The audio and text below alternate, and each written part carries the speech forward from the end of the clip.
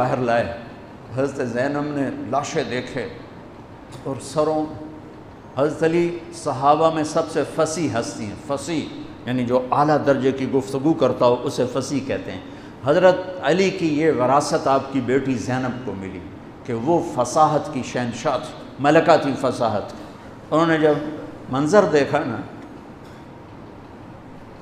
اتنا سا معصوم عبداللہ کا سر بھی نیزے پہ چڑھا ہوا اور اس کا معصوم سا بدن بکھرا ہوا، اور حسین خون میں لت پت، 32 زخم تلوار کے تھے اور 34 زخم نیزے کے تھے. تو انہوں نے ایک مرثیہ پڑھا، وا محمدا وا محمدا صلی علیک الالہ وملک السماء هذا حسین بالعراء مزمل الدماء مقطع الاعضاء وا محمدا وا محمدا بناتک السبایا وذریتک مقتلہ تصفی علیہا الریاح.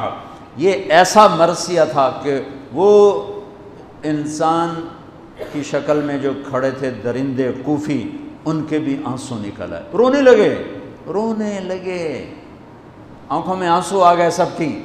اے محمد مصطفیٰ، اے ہمارے نانا جان، آپ پہ اللہ کا سلام ہو.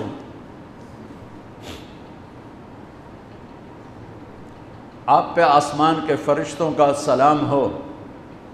یہ آپ کا حسین آج بڑی سج دھج سے نکلا ہے، سرخ جوڑا. یہ تو میرا ترجمہ ہے، تعبیر ہے، ترجمہ یہ نہیں ہے، لیکن اس سے نکلتا جو مجھے نظر آیا میں نے بیان کر دیا.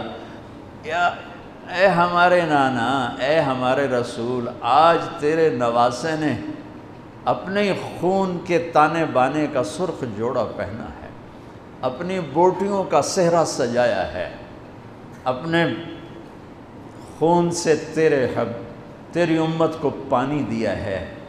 آج اس کی بارات ہے، آج یہ 72 سر اس کی بارات ہیں. عاشق کا جنازہ ہے، ذرا دھوم سے نکلے، محبوب کی گلیوں سے ذرا گھوم کے نکلے. عاشق ہوں میں عشق کماں میں، دل رکھیں وانگ پہاڑاں ہو.